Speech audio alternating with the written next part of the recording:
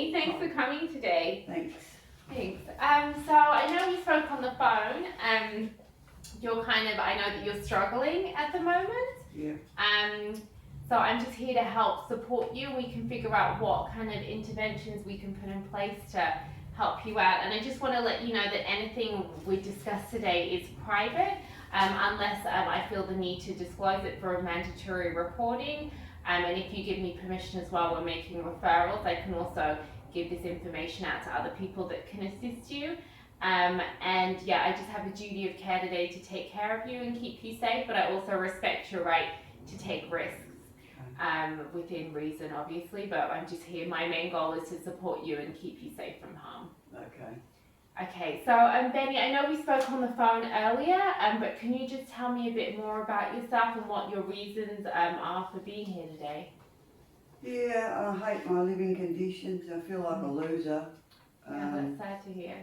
On drugs since I was a teenager. Okay. And what kind of drugs have you been using? Alcohol, Ritalin, and inject heroin every day. Do you share needles?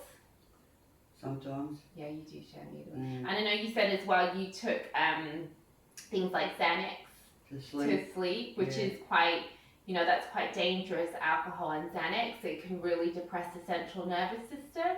So I'm just a bit concerned about you with your poly drug use. Yeah, no, it's not good. Yeah. And what about your family situation and your home life? I don't see much of my family because my mum doesn't want me going around to the house because it makes my dad drink more when I'm there. Do you think he's an alcoholic? He's an alcoholic as well, so this may be sort of genetic or something you you're brought up with. And so don't really have any family to talk to. And I know you said you were really close to your sister, but we don't talk anymore either. And you think that's because of your drug use? And you told me drug use can make you angry and more aggressive. Yeah. Okay. So I wouldn't mind getting them back in my life sometime, at least my sister. Yeah. And what about your home? Do you have a stable living situation at the moment where you live? Are you? No, I don't. Just wherever I can lay my head.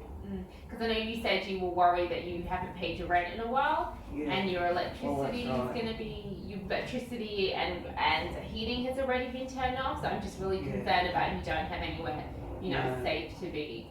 No. Yeah.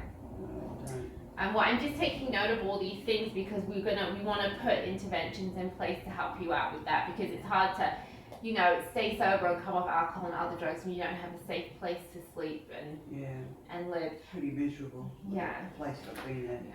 Well, you're in a good spot. It sounds like you're motivated and ready to change, and that's really a good spot to come from, because then we can move forward together. Yeah, great. So I'm just going to go through an assessment tool with you. It's a severity of dependence scale, just to figure out how dependent you are, and that's going to help indicate what kind of interventions we want to put in place for you. So I'm just going to ask you some questions. If you can just give some honest answers. This is a judgment-free zone, and obviously privacy is of utmost importance. When did you think your use of alcohol and other drugs was out of control? Since I was in my early teens. So you've always known that it's been out of control? Yeah. So if the prospect of missing a fix, so let's say for heroin, or not chasing that drug, did that make you anxious or worried? Yeah, it does. Yeah, and very much so, like always? Yeah. Yeah, okay. Do you worry about your use of any of your drugs? So this could be the heroin, the Ritalin, the alcohol, any of the I worry about it all the time. All the time, okay. Yeah. And do you wish you could stop? Yeah, I do. Yeah. How difficult would you think it would be to stop or go without one of the drugs you're using? One of the main drugs, so alcohol or heroin. Do you mean one at a time? Yeah. Would it be difficult? Not difficult. Quite difficult. Very difficult. Impossible. Very difficult. Very difficult. Okay. So I totaled that up, and you do. You have a severe dependence. We really need to put some good interventions in place for you. So I'm thinking, it sounds like you could be a suicide risk because your mental health is not in the best spot.